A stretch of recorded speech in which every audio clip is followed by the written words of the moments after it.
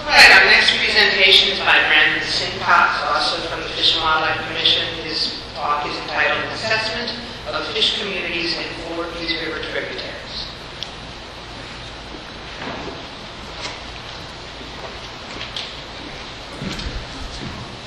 Thanks. Again, my name is Brandon Sincox. I'm a fish biologist with the Division of Freshwater Fish Management for the Southwest region out of the Lakeland office.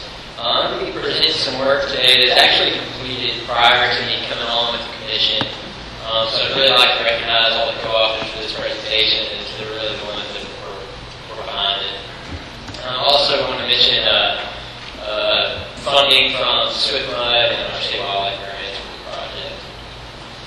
So as we all know, residential growth in the state of Florida is on the rise, and projections see us overtaking New York as the third most populous state in the U.S. With this continued growth, there's going to be a continued increase in demand on our aquatic resources within the state. These resources being both consumptive and non-consumptive uses. And near and dear to a lot of us, or most of us at this meeting, the Peace River Basin is a major potable water supply for Sarasota, DeSoto, and Charlotte counties. And 5 state water management districts are responsible for establishing minimum flows within our aquatic resources. These minimum flows, the statute really defines that as setting criteria that provides adequate water supply to these communities, but also prevents significant ecological harm. Many factors are considered within these MFL processes, medium, hydrological, and geological. But just as important, a lot of ecological factors are also considered. And important for the Fish and Wildlife Commission is wildlife and fish habitat. One of the tools that the water management districts have is using some modeling, the physical habitat simulation modeling, or PHAB-SIM. Basically, for fish, it uses a prior known habitat use. You plug it into the model and outputs available habitat for a given fish species under a given life history under various flow regimes. So in 2010, we approached State Wildlife Grant with a project where we assess compare the fish communities on 4 tributaries of the Peace River. And we also wanted to evaluate the fish species and associated fish species with quantified habitat within 4 of those tributaries. It sounds like many of y'all are really familiar with the lower Peace River and Charlotte Harbor. Peace River is formed up near Lakeland with over the Saddle Creeks and the Peace Creeks meet near Lake Hancock. It flows about 170 kilometers downstream before flowing into the Charlotte Harbor. Our 4 subby tributaries were Charlie Creek, Horse Creek, and Prairie and Shell. Prairie and Shell Creeks, located down here in the southern end of the Peace River, are held back by the Hendrickson Dam. They're kind of characterized by a little bit more stable flows, a little bit more vegetation. Horse and Charlie Creeks characterized a little by steeper banks, some limestone formations, a little bit more weedy root within these systems. These 4 Peace River tributaries make up about 35% of the watershed for the Peace River. So in 2010, FWC biologists began surveying these 4 tributaries. We used profound electrofishing within a quantified small, what we call micro transects that are 8 meters squared. So basically, we come in with the boat, electrofish until all fish were captured and no more were coming up. And then we would measure, weigh, and speciate all these fish and then turn them loose. After we electrofished, biologists would then quantify the habitat within these 8-meter areas, being both water quality and we would take also physical habitat measurements. These tributaries were sampled through 2012 and sampled seasonally, so we tried to get a goal of 25 transects per tributary per season.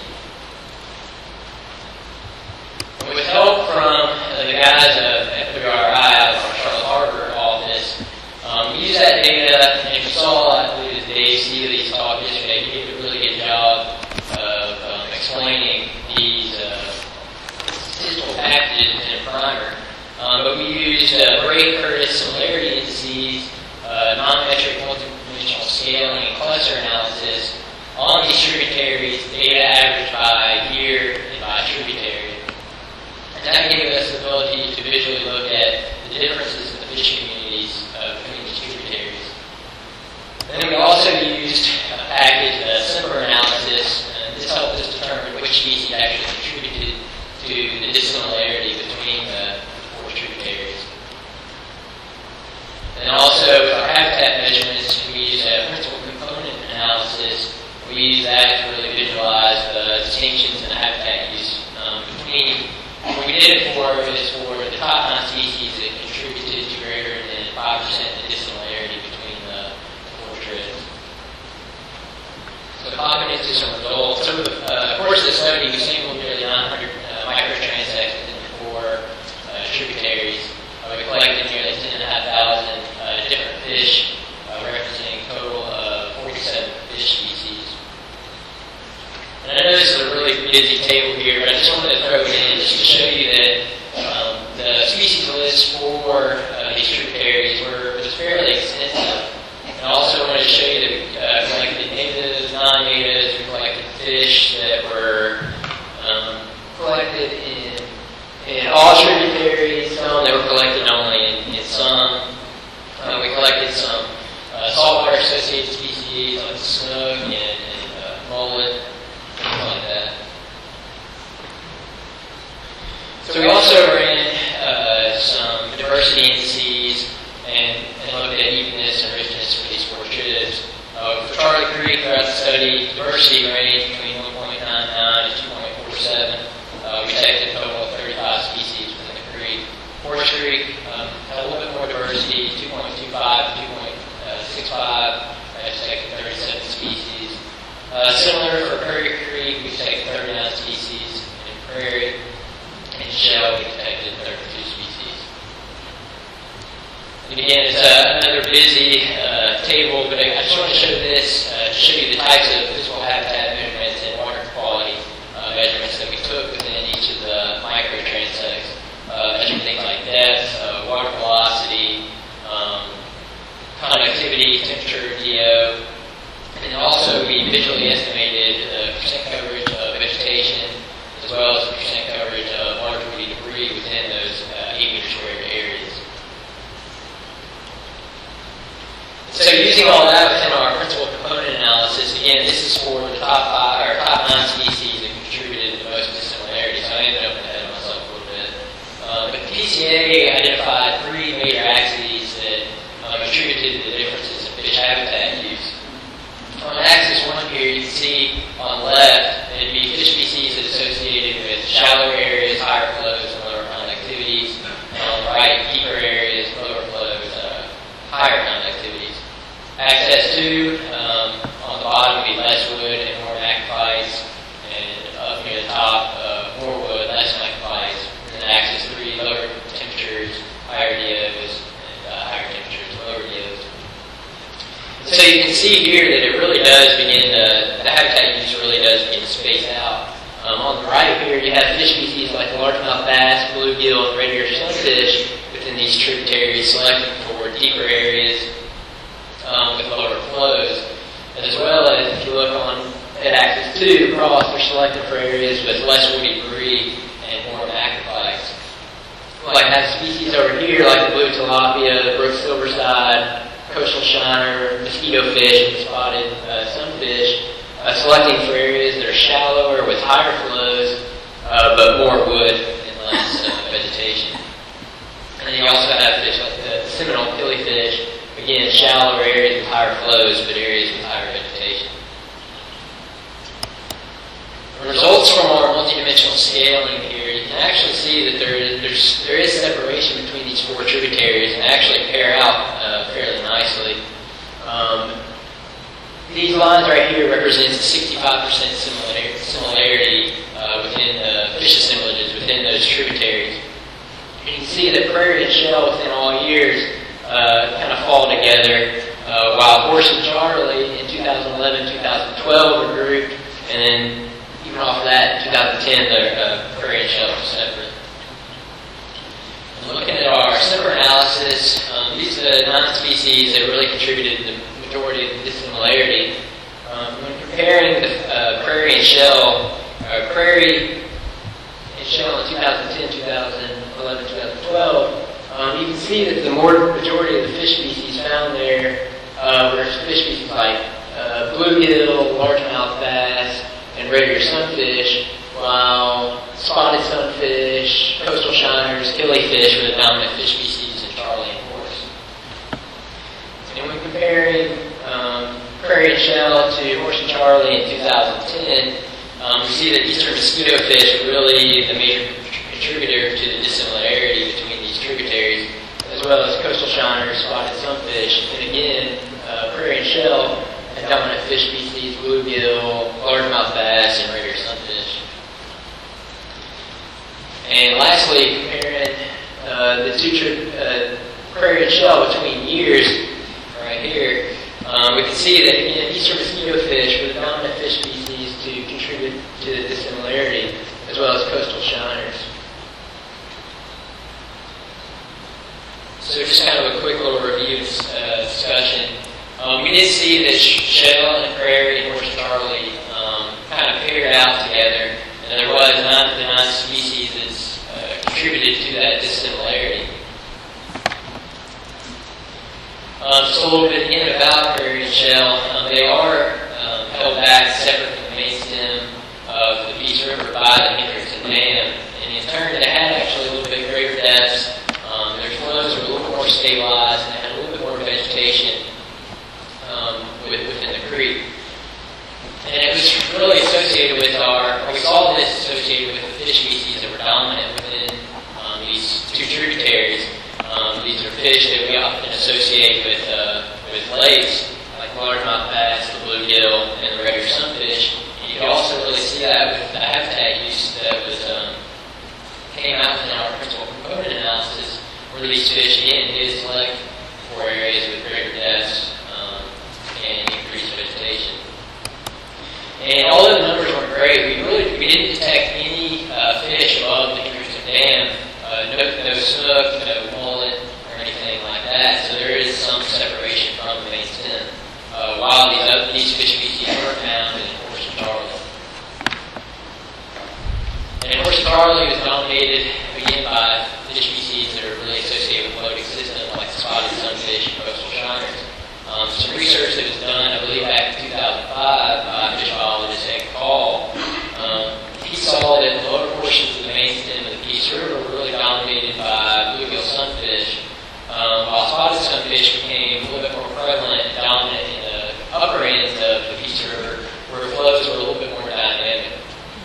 And just a little bit, if you know a little bit about shiners or most cypriniid species, they really require a lot of variation in flows and habitat throughout their life history to really be successful. We saw them also being some of the dominant fish found in Horse and Charlie. And throughout the study, there was a little bit more variation in the hydrology of these 2 systems with a little bit higher current velocities. And then also, with the variation in the hydrology between years, we did see differences in the fish communities within just these 2 systems between years.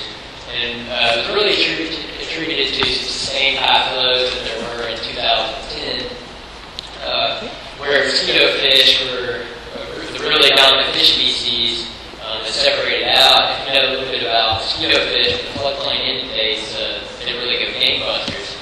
So that was seen in some small system research on the Peace River with Tom Champeau saw similar results after hurricanes in 2004 2005. And Ed Paul also saw that in some research in 2011 after some sustained high flows.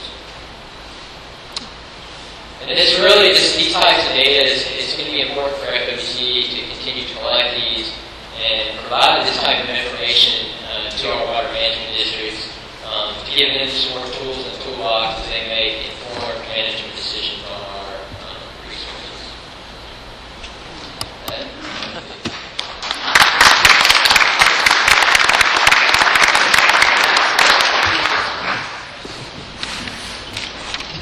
Thank you, Brandon.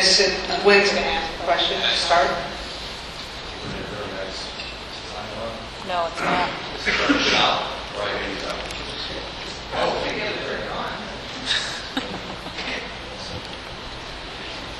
Now it's okay? Yeah. Hey, Brandon, thanks. Very interesting data. I know it's only a couple of years of data. Do you have any sense whether you're seeing longer-term shifts in these communities from 2010, 2011, 2012? When I look at those multivariate ordinations, I can always imagine patterns that are moving through multi-dimensional space. Right. You know, Please use the microphone. Sorry. You can use this one if you want. Now I know how to turn it on.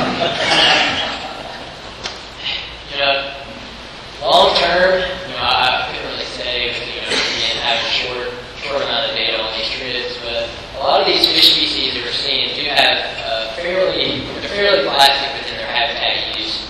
They're pretty adaptive fish species. And, these fish communities can really respond well to short-term fluctuations in habitat change or in changes in hydrology. But I would assume over the long term, if they do, they are going to, they could shift if there's long-term changes in it. But again, it's just a couple of years of data. So, Do you have any sense that any particular species or some way of looking at this community structure might be an appropriate metric to apply to defining minimum flows and levels within these tributaries? So part of the project I didn't mention was also there was some historically protected species on these tributaries. The coastal shiner, which is recognized by FWC, or not the coastal shiner, iron color shiner, is a state-listed sensitive species. And we actually did detect these shiners within some of the tributaries, but it's 1 year.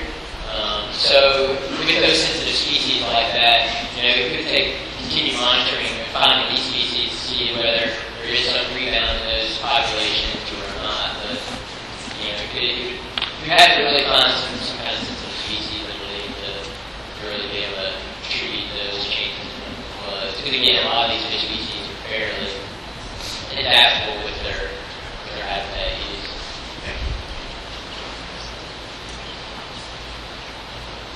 In your principal flow analysis, they have three initial plots. This was on the high flow, low flow, so therefore it explains.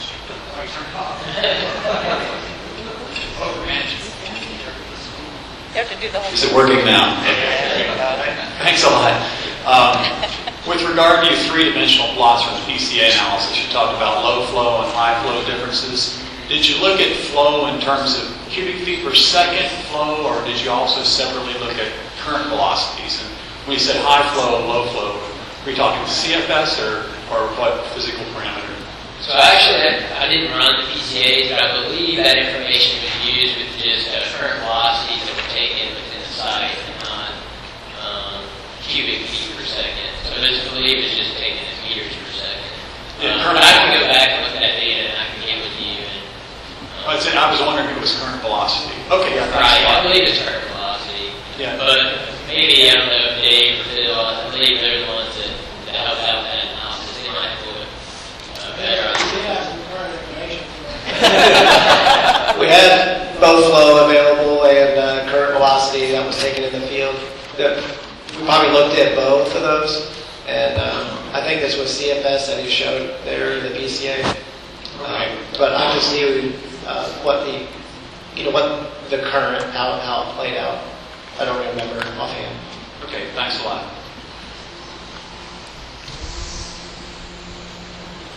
We have time. I had a couple as well.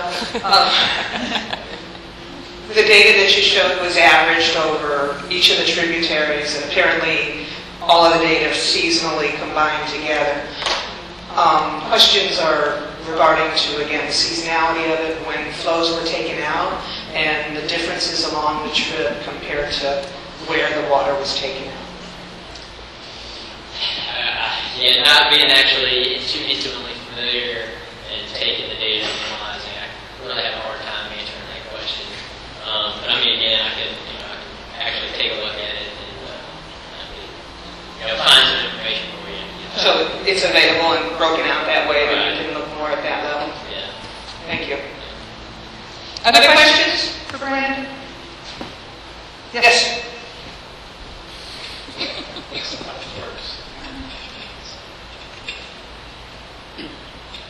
Hi. There we have a lot of creative waterways and fountains and things like that. In your presentation, you talked about these groups of characteristics that fish occupy. And do you have a sense of, if you say you had an altered creek that you were going to work on restoring it in some way for fish purposes, would it have a mixture of the characteristics that you talked about, like slow water areas with certain kinds of vegetation? What would you aim for if you were thinking you could restore some of these altered waterways? What would you aim for? What characteristics from your study would you restore a altered creek system to for the optimum outcome? I would think the big thing would really be reconnection to the floodplain, and you'll see that within the next presentation. It's fairly important for a variety of fish species. You'll see with the snook, it showed abundances in fish species like the coastal shiners. Abundance went up when it was connected. Eastern mosquito fish. So I think restored variation in hydrology is just ultimately your goal.